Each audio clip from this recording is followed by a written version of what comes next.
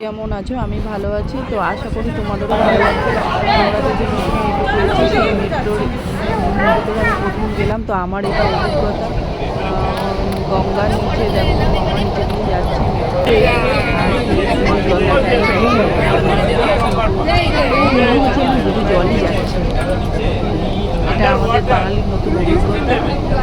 আর সত্যি কথা বলতে বাঙালিরা এখানে অনেক বেশি ইন্টারেস্টেড থাকে। আর এটা আমাদের পশ্চিমবাংলার। এরপরে মেট্রো স্টেশনটা একটু ঘুরে ঘুরে তোমাদেরকে দেখাই। দেখো সবাই লিফটে করে নামছে। লিফটটাও বেশ ভালোই উঁচু, একদম শপিং মলের মতো, অনেকটাই উঁচু, কিন্তু খুব হেভি লাগছে, গর্জাস লাগছে। সবাই লিফটে করে নামছে, আমি একটু সবার ভিডিও করে নিলাম। সেরকম ভিড় ছিল না, হালকা হালকা ভিড় ছিল, ছুটির দিন ছিল বলে তো হালকা হালকা ভিড় ছিল। আমি দেখো আমার গোপালকে নিয়ে একটু বেরিয়েছিলাম, তো গোপালকেও দেখিয়ে দিলাম। দেখো নতুন মেট্রো স্টেশন দেখে নাও। গোপালও মেট্রো স্টেশন দেখছে, পুরো দিল্লির মেট্রো স্টেশনের মতো হয়েছে। হ্যাঁ, কেউ যদি মনে করে যে হ্যাঁ হট করে দৌড়ে এসে মেট্রোতে ঢুকে যাব, সেটা কিন্তু হবে না। তোমায় আসতে হবে, দাঁড়াতে হবে, গেট বন্ধ হয়ে গেলে তার অপেক্ষা করতে হবে। যদি সেই গাড়িটা ছেড়ে দেয়, পরের গাড়ির জন্য অপেক্ষা করতে হবে। গেট খুলবে, তারপরে তুমি ভেতরে যাবে, তার আগে তুমি ভেতরে যেতেও পারবে না। তুমি হাজার চেষ্টা করলেও পারবে না। আমি দেখো, আমি যতটা পেরেছি এই কাচের বাইরে দিয়েই তোমাদের দেখাচ্ছি, যে কাচের বাইরে দিয়েই দেখো, ভিতরে যাওয়া যাবে না, বাইরে দিয়েই দেখতে হবে।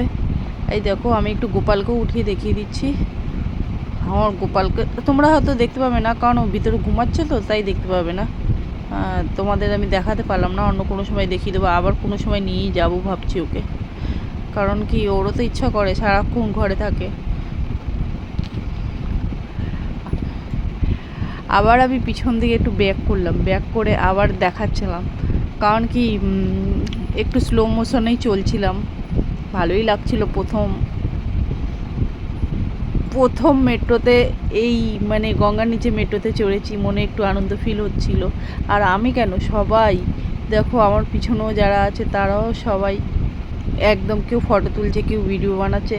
তো আর আমি গেছি, আমি ভিডিও বানাবো না এটা হতেই পারে না, আমি তো বানাবো। আর আমি খুব খুশি ফিল করেছি, হ্যাপি ফিল করেছি, আমার খুব ভালো লেগেছে।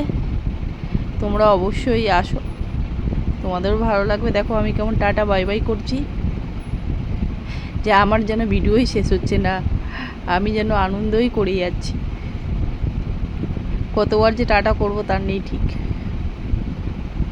হাসি যাচ্ছি, দেখো হেঁটেই যাচ্ছি এখনো পর্যন্ত, কারণ কি তখন মেট্রোটা অলরেডি ছিল না।